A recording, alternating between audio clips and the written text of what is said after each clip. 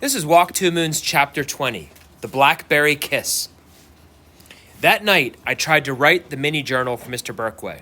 First, I made a list of all the things I liked, and they were all things from Bybanks: the trees, the cows, the chickens, the pigs, the fields, the swimming hole. It was a complete jumble of things, and when I tried to write about any one of those things, I ended up writing about my mother, because everything was connected to her. At last, I wrote about the blackberry kiss. One morning when I woke very early, I saw my mother walking up the hill to the barn. Mist hung around the ground, finches were singing in the oak tree beside the house, and there was my mother, her pregnant belly sticking out in front of her. She was strolling up the hill, swinging her arms and singing, "Oh, don't fall in love with a sailor boy, 'cause he'll take your heart to sea." As she approached the corner of the barn where the sugar maple stands, she plucked a few blackberries from a stray bush and popped them into her mouth. She looked all around her, back at the house, across the fields, up into the canopy of branches overhead. She took several quick steps up to the trunk of the maple, threw her arms around it, and kissed that tree soundly. Later that day, I examined this tree trunk, tried to wrap my arms around it, but the trunk was much bigger than it had seemed from my window. I looked up at where her mouth must have touched the trunk. I probably imagined this, but I thought I could detect a small dark stain, as from a blackberry kiss. I put my ear against the trunk and listened. I faced that tree squarely and kissed it firmly. To this day, I can smell the smell of the bark, a sweet woody smell, and feel the ridges of the bark and taste that distinctive taste on my lips. In my mini journal, I confessed that I had since kissed all different kinds of trees, and each family of trees: oak, maples, elms, birches. They all had a special flavor of their own. Mixed in with each tree's own taste was the slight taste of blackberries, and why this was so, I could not explain. The next day, I turned this story into Mr. Berkway. He didn't read it or even look at it, but he said, "Marvelous! Brilliant!" and he slipped it in his briefcase. "I'll put it with the other journals." Phoebe said, "Did you write about me?" Ben said, "Did you write about me?" Mr. Berkway bounded around the room as if the opportunity to teach us was the notion of his paradise. He read a poem by E. Cummins titled "The Little Horses Newly." The reason why the only capital letter in the title is the Y at the end of Newly is because Mr. Cummins liked to do it that way. "He probably never took English," Phoebe said. To me, that Y looked like the newly born horse standing up on his thin legs. The poem was about a newly born horse who doesn't know anything but feels everything. He lives in a smooth, beautifully folded world. I liked that. I was not sure what it was, but I liked it. Everything sounded soft and safe. That day, Phoebe left school early for a dentist appointment. I started walking home alone, but Ben joined me. I was completely unprepared for what happened on the way home and for what would happen later. Ben and I were simply walking along, and he said, "Did anyone ever read your palm?" "No." "I know how to do it," he said. "Want me to read yours?" He took my hand and stared at it for the longest time. His own hand was soft and warm. Mine was sweating like crazy. He was saying, and tracing the lines of my palm with his finger. It gave me the shivers, but not an entirely unpleasant way. The sun was beating down on us, and I thought it might be nice to stay there forever, with him just running his finger along my palm like that. I thought about the newly born horse who knows nothing and feels everything. I thought about the smooth, beautifully folded world. Finally, Ben said, "Do you want the good news first or the bad news?" "The bad news. It's really bad, isn't it?" He coughed. "The bad news is that I can't really read palms." I snatched my hand away. "Don't you want to know the good news?" he asked. I started walking. "The good news is that you let me touch your hand for almost 5 minutes and you didn't even flinch." I didn't know what to make of him. He walked me all the way to my house, even though I refused to speak to him. He waited on the porch until I was ready to go to Phoebe's, and then he walked me to her house. When I knocked at Phoebe's door, Ben said, "I'll be going now." I took a quick look at him and turned back to the door, but in that instant that I was turning my head, he leaned forward, and I do believe his lips kissed my ear. I'm not sure if this was what he intended. In fact, I was not sure it happened at all, because before I knew it, he had hopped down the steps and was walking away. The door inched open, and there was Phoebe's round face, white and frightened as ever, as you could imagine. "Quick," she said, "come in." She led me to the kitchen. On the kitchen table was an apple pie, and beside it were 3 envelopes, one for Phoebe, one for Prudence, and one for their father. I opened my note, Phoebe said, showing it to me. It said, "Keep all the doors locked and call your father if you need anything. I love you, Phoebe." It was signed, Mom. I didn't think too much of it. "Phoebe," I said.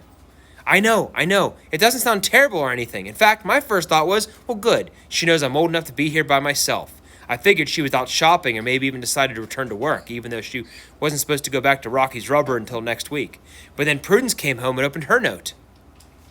Phoebe showed me the note left for Prudence. It said, "Please heat up the spaghetti sauce and boil the spaghetti. I love you, Prudence." It was signed, Mom. I still didn't think too much of it, but Phoebe was suspicious. Prudence made the spaghetti while I helped Phoebe set the table. Phoebe and I even made a salad. "I do feel sort of independent," Phoebe said. When Phoebe's father came home, Phoebe showed him his note. He opened it and sat down, staring at the piece of paper. Phoebe looked over his shoulder and read the note aloud. "I had to go away. I can't explain. I'll call you in a few days." I had a sinking feeling. Prudence started asking a million questions. What does she mean? Go away? Why can't she explain? Why didn't she tell you? Did she mention this? A few days? Where did she go? "Maybe we should call the police," Phoebe said. "I think she was kidnapped or something." "Oh, Phoebe," Mr. Winterbottom said. "I'm serious," she said. "Maybe a lunatic came in the house and dragged her off." "Phoebe, that's not funny." "I'm not being funny. I mean it. It can happen." Prudence was still asking her questions. Where did she go? Why didn't she mention this? Did she tell you? Where did she go? "Prudence, I honestly cannot say," her father said. "I think we should call the police," Phoebe repeated. "Phoebe, if she was kidnapped, would the lunatic, as you say, allow her to sit down and write these notes? He stood up, removed his coat, and said, "Let's eat." As I left, Phoebe said, "My mother has disappeared, Sal. Don't tell anyone. Don't tell a soul." At home, my father was slumped over the photo album. He used to close the album quickly when I came in the room, as if he were embarrassed to be caught with it. Lately, however, he didn't bother to close it. It was as if he didn't have the strength to do that. On the open page was a photo of my father and mother sitting in the grass beneath the sugar maple. His arms were around her, and she was sort of folded into him. His face was pressed up next to hers, and their hair blended together. They looked like they were connected. "Phoebe's mother went away," I said. He looked up at me. "She left some notes. She said she's coming back, but I don't believe it." I went upstairs and tried to work on my mythology report. My father came to the doorway and said, "People usually come back." Now, I can see that he was just talking in general and just trying to be comforting, but then, that night, I heard in what he said was the tiniest reassurance of something that I'd been thinking and hoping. I had been praying that a miracle would happen and my mother would come back, and we would return to Bybanks and everything would be exactly as it used to be. Chapter 21, Souls. At school the next day, Phoebe wore a fixed expression, a sealed, thin smile. It must have been hard for her to maintain that smile because by the time English class came around, her chin was quivering from the strain. She was extremely quiet all day. She didn't speak to anyone but me, and the only thing she said to me was, "Stay at my house tomorrow night." It wasn't a question, it was a command. Mr. Berkway gave us a 15-second exercise. As fast as we could, without thinking, we were to draw something. He wouldn't tell us what we were to draw, even when everyone was ready. Remember, he said, don't think, just draw. 15 seconds. Ready? Draw your soul. Go. We all wasted 5 seconds just staring blankly back at him. When we saw that he was serious and was watching the clock, our pencils hit the paper. I wasn't thinking. There wasn't time to think. When Mr. Berkway called, "Stop!" everyone looked up dazed. Then we looked down at our papers and a buzz went around the room. We were surprised at what had come out of our pencils. Mr. Berkway zipped around, scooping up the papers. He shuffled them and tacked them up on the bulletin board. He said, "We now have everyone's soul captured." We all crowded around. The first thing I noticed was that every single person had drawn a central shape. A heart, circle, square, triangle. I thought that was unusual. I mean, no one drew a bus or spaceship or cow. They all drew these same shapes. Next, I noticed that inside each figure was a distinct design. At first, it seemed that everyone was different. There was a cross, a dark scribble, an eye, a mouth, a window. There was one with a teardrop inside that I thought must be Phoebe's. Then Mary Lou said, "Look at that! 2 are exactly the same."